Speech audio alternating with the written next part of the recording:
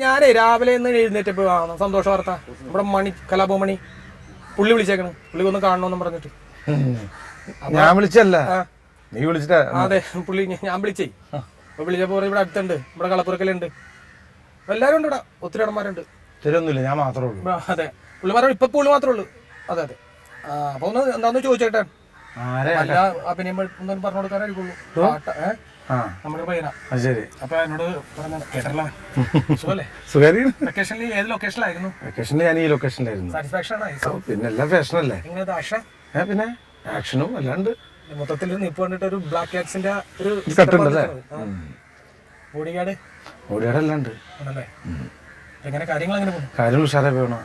ഞാന് സാധനം കണ്ടിട്ട് കുറെ നാളായിട്ടാ. ഒത്തിരി നാളായി. ഞാൻ പലപ്പോഴും കാണാൻ ശ്രമിക്കാറുണ്ട്, പക്ഷെ കാണാൻ പറ്റില്ല. എനിക്ക് ഞാൻ വന്നപ്പോ തന്നെ വിചാരിച്ചു കുറച്ച് ചോദ്യങ്ങളും കൂടുതൽ സംശയങ്ങളായിട്ടാണ് ഞാൻ വന്നിരിക്കുന്നത്. സംശയം ഉണ്ടാവും ഇപ്പോഴും, അങ്ങനെയല്ല, ചോദ്യം കുറവായിരിക്കും. സംശയങ്ങളാണ് എനിക്ക് കൂടുതൽ. കാണുമ്പോൾ ഞാൻ വിചാരിക്കുന്ന സംശയം എങ്ങനെ ജനിച്ചുകൊണ്ടിരിക്കുന്നത് ഓരോ സംശയങ്ങൾ. ഈ മണിയറ എന്ന സിനിമ കണ്ടപ്പോഴും മനത്ത് മണി ഉണ്ടാവുന്ന എഴുതിയിട്ടാണ് ഞാൻ പോയി കണ്ടത്. അന്ന് 76 ഈ 64 എനിക്ക് തോന്നുന്നത്. 68 മണിച്ചിത്രത്താഴ് നോക്കി അതിനകത്തും കണ്ടില്ല. ഈ മണിവത്തൂല ആര്യശിവരാത്രി നോക്കി അതിനകത്തും കണ്ടില്ല. പക്ഷെ മണിക്കൂടാരത്തി വന്നപ്പോ അന്നുണ്ട്. പിന്നെ മണികിലിക്കം അന്ന് വീട്ടിൽ ഞാൻ വന്നപ്പോ മണിക്കൂടാരത്തിലുണ്ടായി.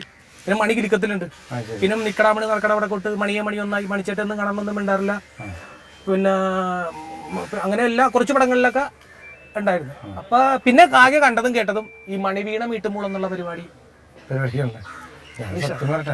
നമ്മള് ഒരുപാട് നാളെ കണ്ടിട്ട് ശരിക്കും പറഞ്ഞാൽ നിനക്ക് പ്രാന്തായെന്ന് പറയുന്നത് തോന്നി. കാരണം പറയുന്നത് ഒരു പരസ്പര ബന്ധമില്ലാണ്ട് സംസാരിച്ചപ്പോഴേ. മറ്റേ പടത്തിൽ എന്താ ഇല്ലാത്തത്? മണിയറയും മറ്റേ മണിപത്തൂല ആര്യശിവരാത്രി ഉണ്ടായില്ലല്ലോ. മണിയറ നടക്കുമ്പോൾ ഞാൻ ഈ അണിയറയിലല്ലായിരുന്നേ. ഇല്ല, അന്നില്ല. ഉണ്ടല്ലോ. എന്റെ അച്ഛൻ എന്നെ ചിന്തിച്ചിട്ട് പോയില്ല. നീ എന്തീ പറഞ്ഞത്, എന്തൊക്കെയാ പറഞ്ഞത്? അല്ല, സാധാരണ മണി എന്നുള്ളൊരു വാക്കുണ്ടെങ്കിൽ ആ സ്ഥലത്തൊക്കെ താങ്കൾ ഉണ്ടാകാറുണ്ട്, കാസറ്റുകളിലൊക്കെ ഉണ്ടാകാറുണ്ട്. എനിക്കൊരു സംശയം, മണി എന്നുള്ള പേര് ഇട്ടിട്ട് പുള്ളി ഞാൻ വീണ്ടും വീണ്ടും കണ്ടു. എന്നിട്ടുണ്ടായില്ല. സാറില്ല, ഞാൻ കാര്യം ചോദിച്ചോട്ടെ. ഞാൻ മരുന്ന് ചോദിച്ചാ സന്തോഷം കൊണ്ടാണ്ട. സന്തോഷം കൊണ്ട് ശരിക്കും പറഞ്ഞാൽ എനിക്ക് രോമം എഴുന്നേറ്റ് വന്നിട്ട് കാവടി ആടണമായിരുന്നു. കാവടി ആടണോ? അതാണ് ഞാൻ പോയപ്പോ 2-3 രോമം അങ്ങോട്ട് പോണ്. അപ്പൊ പറയാം, ഇത് സാജൻ വള്ളൊരുത്തിരി രോമാണ് കാവടി ആടി പോണ. എങ്ങനെയാണ്? അമ്മ മരിച്ചിട്ട് എത്ര ദിവസമായി? ഇത്ര മാസങ്ങളായി, ഒരു 5-6 മാസമായി. ഞാൻ വിളിച്ചിട്ടുണ്ടായിരുന്നു, ഞാൻ കേട്ടു. ആ സമയത്തുള്ള സാജൻ അമ്മയെ ഭയങ്കര സ്നേഹമുള്ള ഒരാളാണ്. ഞാൻ ഫോൺ വിളിക്കുമ്പോൾ തന്നെ ഏറ്റവും ആദ്യം അമ്മ മരിച്ചു എന്നല്ല കേട്ടെ, എവിടെയോ ഒരു വിങ്ങലിൻ്റെ ശബ്ദമാണ് ഞാൻ കേട്ടത്. അപ്പോൾ ഞാൻ പറഞ്ഞു, സാജൻ എനിക്ക് വരാൻ പറ്റില്ല, പക്ഷേ അമ്മയെ ഏറ്റവും കൂടുതൽ സ്നേഹിച്ചിരുന്ന ഒരു കലാകാരനാണ്. അതുകൊണ്ട് തന്നെയാണ് ഞാൻ ചോദിക്കാൻ കാരണം. മക്കള് 2 പേരുണ്ട്. ഇപ്പം മൂത്താള് പഠിക്കണം, ഇളയാൾ എന്നെ ഒരു പടം പഠിപ്പിക്കണം. ഭാര്യ വീട്ടിലുണ്ട്. ഭാര്യയുടെ പേര് ഷിജില. ഹൗസ് വൈഫാണ്. ഇടക്ക് ഇപ്പൊ പ്രോഗ്രാം സീസൺ വരുന്നതും മാറിയിരിക്കണല്ല.